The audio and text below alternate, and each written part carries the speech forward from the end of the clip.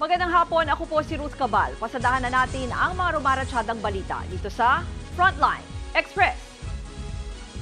Heads will roll. Yan ang binigyang diin ni Pangulong Bongbong Marcos kasunod ng pag-alis sa bansa ng sinibak na alkalde ng Bamban Tarlac na si Alice Go. Tiniyak ng Pangulo na ilalantad ng pamahalaan ang mga aniyay nagtaksil sa tiwala ng sambayanan sa pagtulong sa pag-alis ni Go. Gumugulong na raw ang investigasyon at tiniyak ni PBBM na masususpinde at mapapanagot sa batas ang mga sangkot. Ayon pa kay Pangulong Marcos, pinatunayan ng pag-alis ni Go ang katiwaliang sumisira sa justice system ng bansa. Una nang pinag-utos ni PBBM sa Department of Justice at Department of Foreign Affairs na kanselahin ang mga passport ni Go at ng kanyang mga kapatid. Ayon sa Presidential Anti-Organized Crime Commission, July 18 nang lumipad pa Malaysia ang sinibak na alkalde tsaka ito bumiyahe pa Singapore at Indonesia.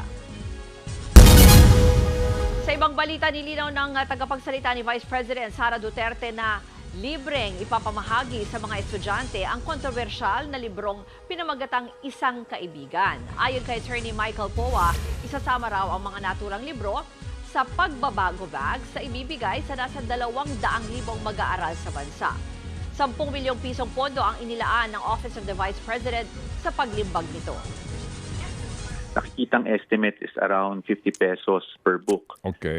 So kaya po yan ang proposed budget. But again, as you know, sa pagdating naman sa bidding, meron lang tayong estimate or approved budget of contract, kumbaga yung ceiling. Siyempre, pag binid out natin na bababa, yan yung estimate na ibibigay, na inilatag or pinropose. Nagkainitan kahapon sila Senator Risa Ontiveros at VP Sara sa pagdinig ng Senado tungkol sa budget ng Office of the Vice President. Hindi nagustuhan ng Vice Presidente nang tanungin siya ni Ontiveros kung tungkol saan nga po ang libro. Ayon kay Duterte, namumulitika ang senadora pero sa huli, sumagot din si VP Sara na tungkol umano ito sa pagkakaibigan. Hindi raw dapat nakikialam ang Amerika sa issue sa agawan ng teritoryo ng Pilipinas at China sa West Philippine Sea. Sa isang pahayag, iginiit ni Chinese Foreign Ministry spokesperson Mao Ning na hindi dapat gamitin ng US ang Mutual Defense Treaty dito sa Pilipinas para labagin ang karapatan at interes nila sa South China Sea. Dapat na rin daw tigilan ng Amerika ang pagpapalala sa tensyon sa rehiyon. Kaugnay naman sa dalawang insidente ng banggaan ng barko ng Philippine at China Coast Guards, sa bahagi ng Escoda Shoal nitong Lunes, nanindigan ng China na naaayon sa batas ang naging hakbang nila. Pinoprotektahan lang daw nila ang kanilang teritoryo. Nauna nang kinondena ng Amerika at 5 pang bansa ang pambabangga ng China. Muli ring iginiit ng US na sakop ng Mutual Defense Treaty ang pagtulong nila sa Pilipinas sakaling humantong sa armadong pag-atake ang tensyon sa rehiyon. Balikan po natin ang update kay dating Mayor Alice Go na ipagbigay alam na sa International Criminal Police Organization o Interpol ang kaso ng dating alkalde ng Bamban Tarlac. Kaugnay po niyan, makakausap natin sa linya ng telepono si Mean Los Baños. Mean, ano bang ibig sabihin nito na nag-communicate na ang ating bansa sa Interpol? Hi Ruth, magandang hapon sa iyo. In-report na nga ng Department of Foreign Affairs ang pasaporte nila Alice Go, mga kapatid niyang sina Sheila at Westy Go at Cassandra Leong sa Philippine Center for Transnational Crime, Interpol.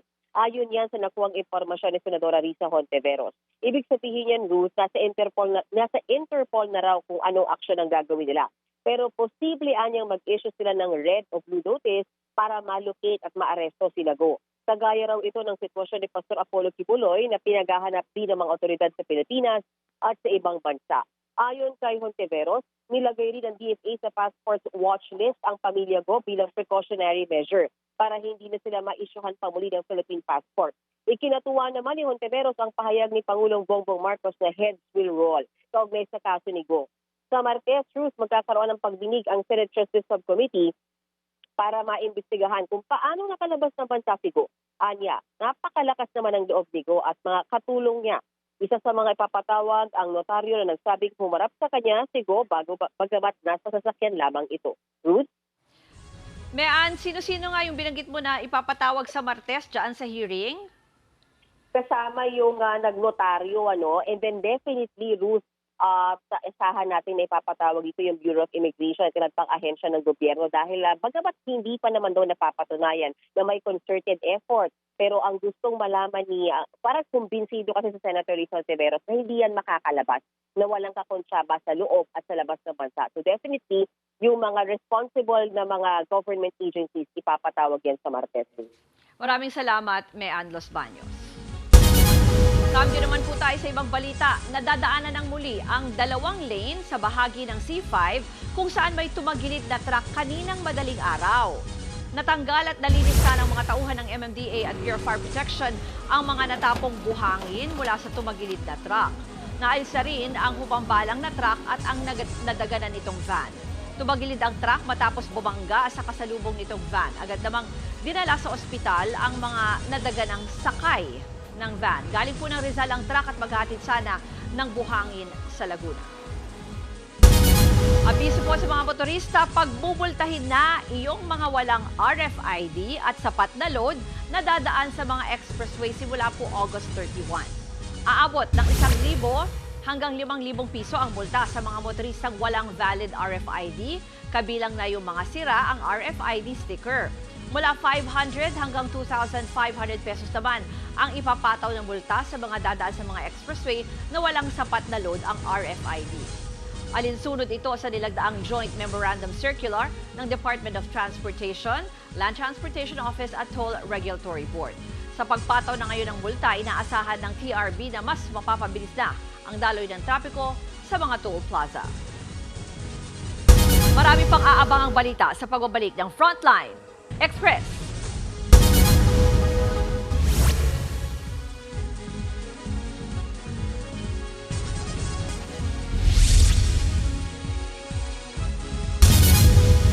Patuloy ang pagtaas ng mga kaso ng dengue sa bansa. Sa pinakahuling datos ng Department of Health, umabot na sa mahigit 150,000 ang naitatalang kaso ng dengue. Halos 400 na ang nasawi sa naturang sakit. Sa kabila nito, mas mababa ang bilang na yan kumpara sa kaparehong panahon noong nakaraang taon. Muli namang nagpaalala ang DOH sa publiko na panatilihing malinis ang paligid at alisin ang mga nakatambak na tubig na kadalasang pinamumugaran ng mga lamok na may dalang dengue. Kaugnay naman ng unang Mpox case sa bansa ngayong taon, nagsagawa na po ng contact tracing ang Quezon City LGU sa 2 establishmentong binisita ng pasyente. Isang dermatology clinic at isang spa raw ang binisita ng 33 anyos na lalaki. Ayon sa LGU, hindi na maituturing na high-risk contact ang dermatologist na nakasalamuhan ng Mpox case dahil naka-PPE o personal protective equipment naman ito. Pero sa pinuntahan na spa, isang masahista at 27 iba pa ang itinuturing na close contact. Inaalam din kung totoong nagkaroon ng sexual contact ang Mpox case sa naturang spa. Napag-alaman namang walang business permit ang spa kaya ipinasara na ito ng LGU. Naka-quarantine na sa kanilang bahay ang mga close contact ng pasyente na magtatagal ng 3 linggo.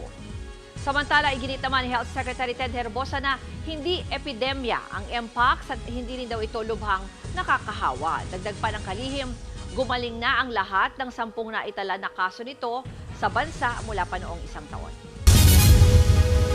Nawala na ang volcanic smog o VOG sa paligid ng Bulkang Taal sa Batangas at sa mga kalapit nitong probinsya. Ayon sa PHIVOLCS, nakatulong ang mga pag-ulan sa pagkawala ng VOG. Pero patuloy pa rin umanong nagbubuga ang Bulkang Taal ng sulfur dioxide. Paalala pa rin ng PHIVOLCS sa mga residenteng malapit sa Taal Volcano na magsuot pa rin ng face mask kung lalabas ang bahay. Ang volcanic smog ay delikado sa kalusugan kapag nalanghap o dumampi sa mata at balat. Patay ang mag-asawang senior citizen matapos mattrap sa nasusunog nilang bahay sa Marikina. Kabilang sila sa mahigit 20 pamilyang nawala ng tirahan matapos ang trahedya. Nasa frontline ng balitang yan, si Hannibal Talete. Kaya lang parang ang pangit ng wala nilang parehas. Ayun ang pinakamasakit talaga, ang sakit-sakit. Labis ang hinagpis ng magkakapatid na yan matapos masawi ang kanilang mga magulang kaninang hating gabi. Natrap kasi ang mag-asawang senior na sina Angel at Adelina Ereño sa nasunog nilang bahay sa Champaca 2, Barangay Fortune, Marikina. Kwento ng anak nilang si Armando, lumabas siya ng bahay para sana bumili ng pagkain. Pero pagbalik niya, nilalaman na ng apoy ang kanilang bahay. Nakita ko po na nasusunog na po yung bahay namin. Naiwan po ang magulang ko po. Hindi ko na po nagawang matulungan para kasi humaharap na po sa akin yung apoy. Kwento ng isa pang nasunugan, kahimbingan na kanilang tulog nang makarinig sila ng sigawan. Yung natutulog po kami ng pamilya ko po, may sumisigaw na sunog-sunog. Ngayon, pagbukas ko po ng bintana po sa kabila, ngayon, nakikita ko na susunog yung 2 kwarto ng matanda. Ngayon, yung malakas na kinuha ko yung hose namin para kahit papaano mabawasan man lang yung sunog dun sa kabila. Sinubukan din ni Marcelino na apulahin ng apoy pero hindi na ito kinaya. Nagtamo pa siya ng paso sa braso habang inililikas ang kanyang pamilya. Inabot ng 1 oras ang mga bumbero bago naapula ang sunog pasado 1:30. Patay naman ang mag-asawang Erenyo na matagpuan ng mga bumbero. Ayon doon sa BAP natin na rumisponde, kumpirmado, na-trap sa loob ng CR yung 2 senior citizen natin. Ayon sa mga Bureau of Fire Protection, 17 bahay ang naabo. Karamihan sa mga ito, gawa sa light materials. 23 pamilya ang apektado.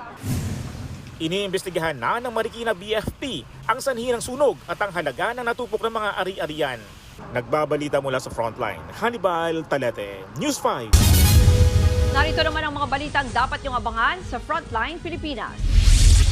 Senator Risa Ontiveros nakakuha na ng kopya ng librong Isang Kaibigan ni Vice President Sara Duterte matapos ang mainit nilang sagutan kahapon. Construction workers sa Quezon City patay matapos pagsasaksakin ng halos 40 beses ng mga nakaalitang katrabaho. At EJ Obiena sasabak na sa una niyang laban matapos ang 4th place finish sa Paris 2024 Olympics. Yan ang mabilis sa pasada ng mga balitang dapat niyong malaman. Ako po si Ruth Cabal. Magandang hapon.